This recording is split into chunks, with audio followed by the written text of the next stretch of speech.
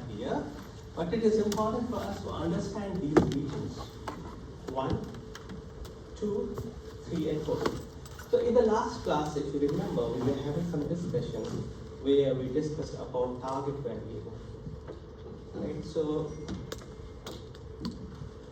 here we can distinguish 1 versus 2 based on the target variables. Okay? And yeah, we had some very interesting discussion. One of the students asked a question about target variable. So it depends, right? First of all, it is possible that in the training data that we have, still we did not discuss about training data though, but I can give you some idea. Sometimes, right, what happens, a data is given to us. Let's say we got data that has 100,000, right, 100,000 records. So that data is given to us. Okay. What we would do, assume that we are doing classification or regression kind of modeling. So what we do, we split that given data into 2 parts: the training data and the test data. And it is usually, we'll discuss about that. Let's for the timing, let's assume that 70% of the data we are keeping for training, remaining 30% we will use for testing. Okay, so that is what train and test data is. A lot of times, right? Let's make it concrete. Let's only think about supervised learning. Okay, in the supervised learning, we will have some labeled information. Okay, so we looked at these cases, if you remember. We discussed about supervised, unsupervised, and here for supervised I should call it classification, and here for unsupervised this is clustering. Okay, so this corresponds to the category where our target variable is discrete. Okay, when our target variable is discrete, and if you are doing supervised modeling, then that will be classification. Okay, we have a simpler case where there are 2 classes, so we will call this binary classification. Binary because there are 2 classes, right? We can have multiple classes. No more than 2 is called multiple class classification. Good.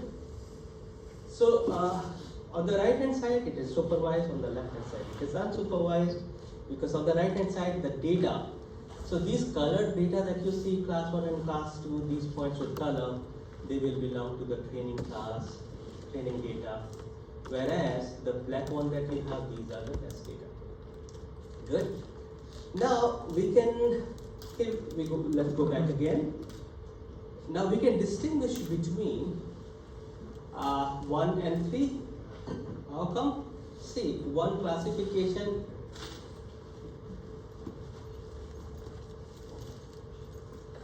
One classification we have over here. Here the target variable is discrete, and the data that we have been given is labeled.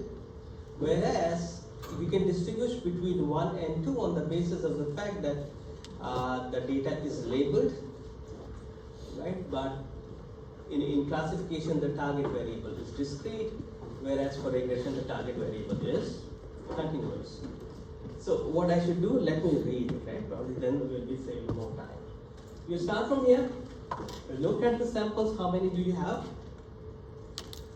If you have less than 50 samples, then yeah, it's not a good idea to do any modeling. You should rather try to get more data. Now if you have more than 50 samples, let's assume we have thousands or more than 1,000.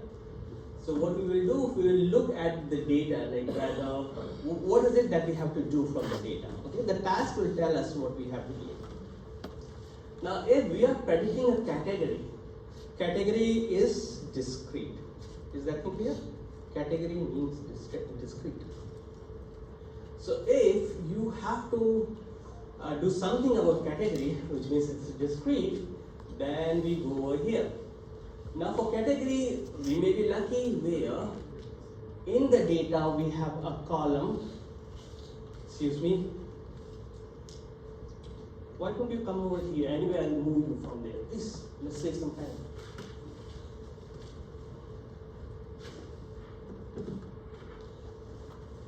I want you to sit here.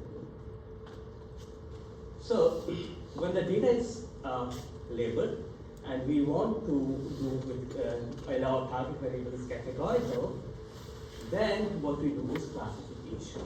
And in this region of the classification, you can see a lot of boxes like SVM, 9 base, linear SVM, SVD classifier. These are all the example of classifiers. I asked you to sit here. Okay? Fine? That's one possibility when our data is labeled. If our data is not labeled, but we know that we have to identify categories, when we have to identify categories, what we will do? We will do clustering. And we have seen clustering, if you remember, in the last class. Right? We discussed about what clustering is using an example. Right? So here it is about category. If your data is labeled, we will do classification.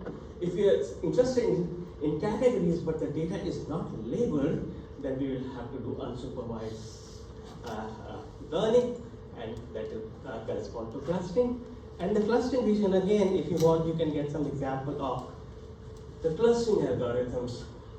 See, we have spectral clustering, then k-means, then we have so many other clustering.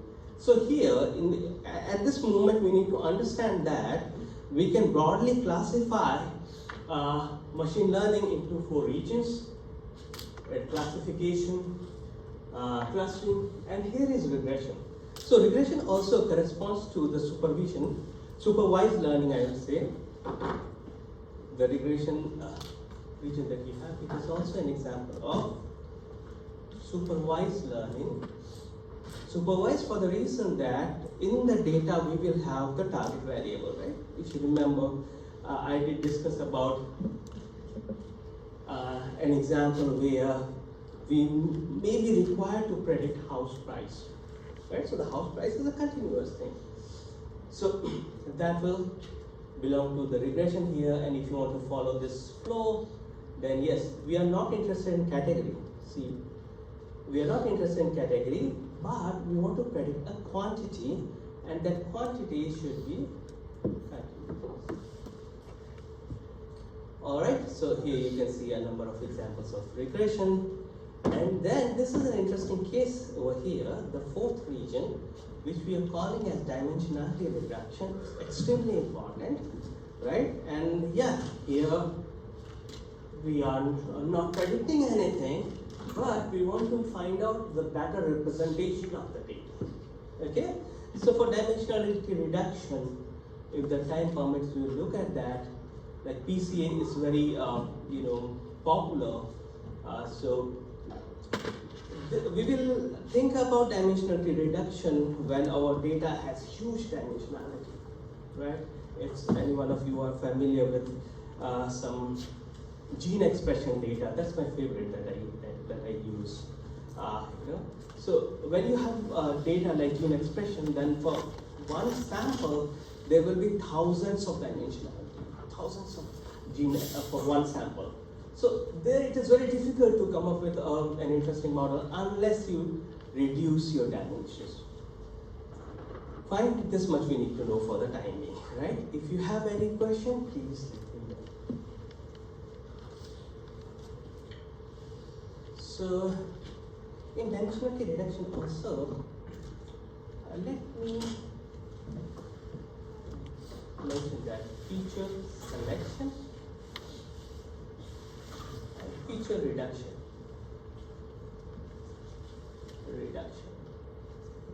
These are two possibilities, right? In dimensionality reduction, we discuss about two approaches. One is called feature selection, the other one is called feature reduction. Okay? Can anyone guess what could be the difference between these two? I mean, you should know that only. Yeah.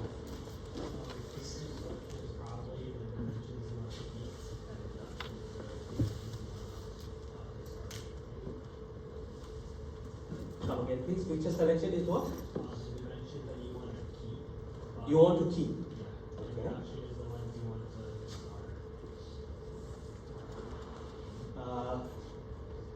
Not exactly. Okay. You know, now, in feature selection, let's think about a scenario where the data which is given to me has 100 dimensions. Okay. Now, out of those 100 dimensions, I may be interested in finding out 5 dimensions from existing 100 dimensions. So I'm selecting 5 dimensions. Is that clear? Those five dimensions that I'll have finally are going to be the actual original dimensions. That is feature selection, right? So the feature that you'll finally use for modeling will be real features. Okay, so having some understanding, right? That could be, say,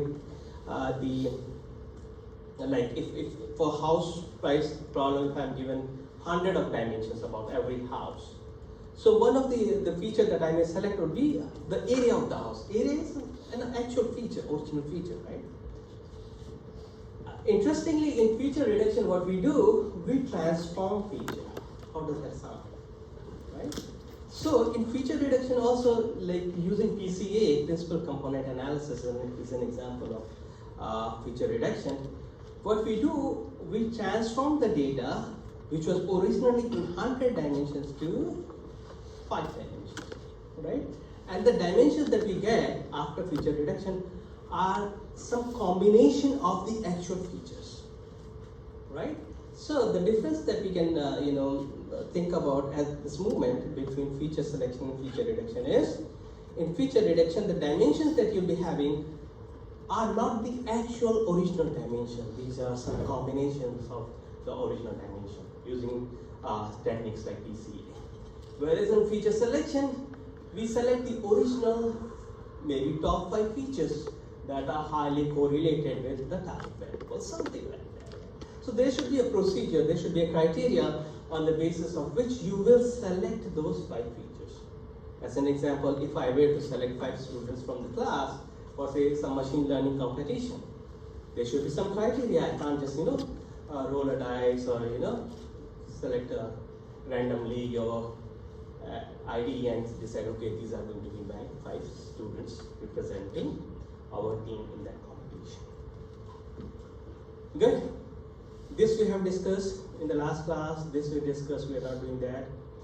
Now let's go over the last slide on this topic, which is about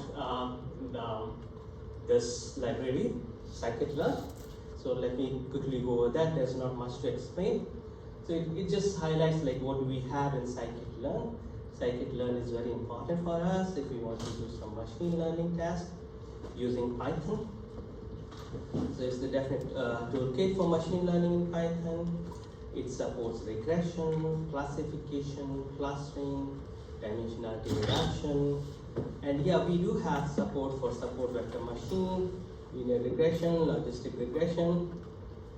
Now our approach in data science would be that we will try to understand what is going behind these models, right? So your homework would say use what?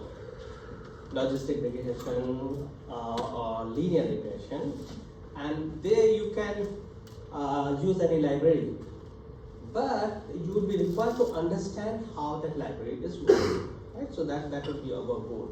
We will try our best to understand how these models work, how these algorithms work. Okay. Now what I will do, I will still use 5 more minutes, and then, as I said, we will make sure that we are in good shape before we start the quiz. Okay.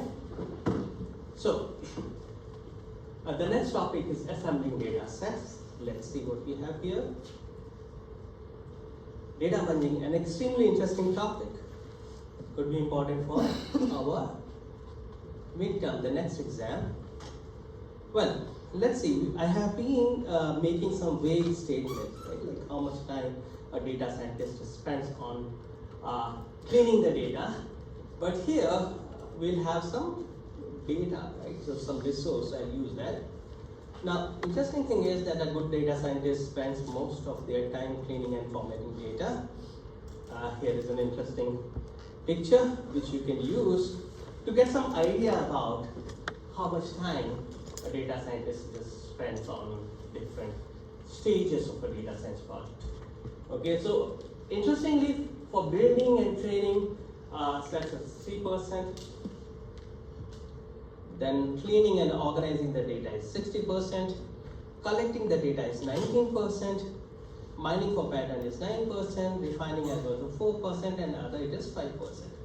So it depends, right? I may combine these two. Combine these two means cleaning and organizing the data, and the second stage, what is it? Collecting the data set. Okay, so 79% of the time it's just spent on data. Okay, getting the data, cleaning the data. And now, this is funny part, okay, from our textbook. Like a good data scientist spends most of the time cleaning the data, organizing the data, and the rest they spend their time complaining about that data. Okay. But yeah, here is the important point, right, which is about the definition. What do we mean by data munging? So we can either call it data munging or data wrangling, but that means the same thing, which is this is the art of acquiring the data and preparing the data for analysis. All right. Now, in data mining and also data science, this applies to machine learning also. We have this common saying that garbage in, garbage out.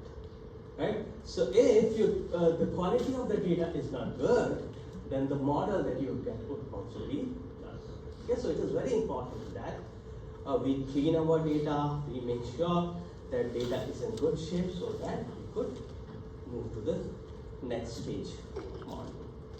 Okay, so let's cover this slide also. We have already seen like what are the languages common for data science. So Python will rank at the top, reason being that it has rich libraries. Python has the regular expressions as well, which makes money very easy. Then we have the second language R, that is also very popular. Then we have MATLAB. MATLAB is good, efficient for matrix kind of operations. Is very popular in the machine learning community.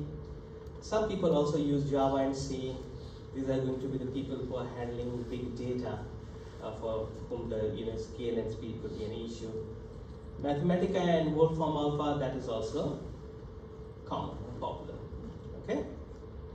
I still have one more minute, but what I'm thinking of doing now is that let me stop. If you have any questions, please let me know. And before we start the quiz, I would need your help, right?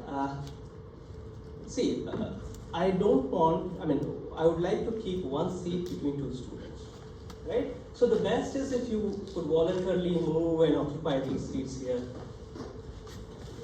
We have sufficient time, right? And yeah, you know the rules. Switch off the phone, put that in your bag,